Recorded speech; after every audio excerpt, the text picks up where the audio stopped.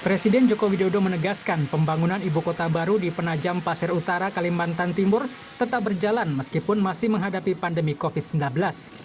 Menurut Jokowi, saat ini sedang dilakukan pembangunan infrastruktur yang merupakan hal penting dalam membangun sebuah ibu kota negara. Karena untuk membangun ibu kota baru itu yang paling penting adalah infrastruktur menuju ke sana dulu untuk nanti membawa logistik. Sehingga agenda ibu kota baru ini tetap dalam rencana. Ya. Menteri Perencanaan Pembangunan Nasional Kepala Bappenas Suharso Monoarfa mengatakan pembangunan ibu kota negara memerlukan waktu lama. Berdasarkan rencana induk yang dirancang, pembangunan memakan waktu hingga 20 tahun lamanya.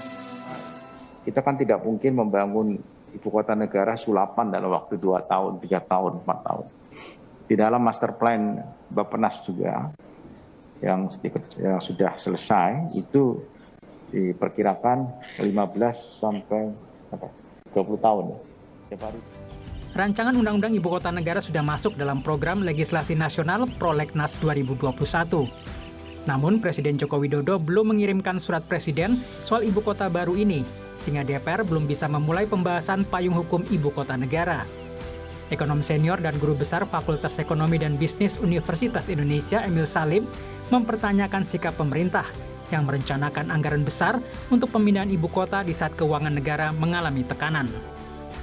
Pengeluaran untuk ibu kota negara berjalan seolah-olah keuangan itu tersedia banyak, padahal tidak. Ini bakal menyulitkan pengelolaan keuangan negara, kata Emil Salim seperti kami kutip dari situs resmi Kemenko Polhukam.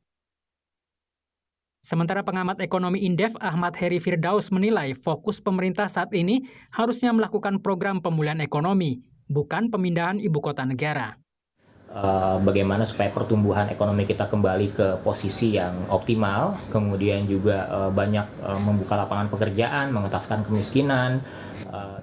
Presiden Joko Widodo sudah memasukkan pembangunan ibu kota negara sebagai salah satu proyek prioritas strategis. Awal pemindahan ibu kota negara baru akan dilakukan pada 2024 mendatang. Tim Liputan Kompas TV.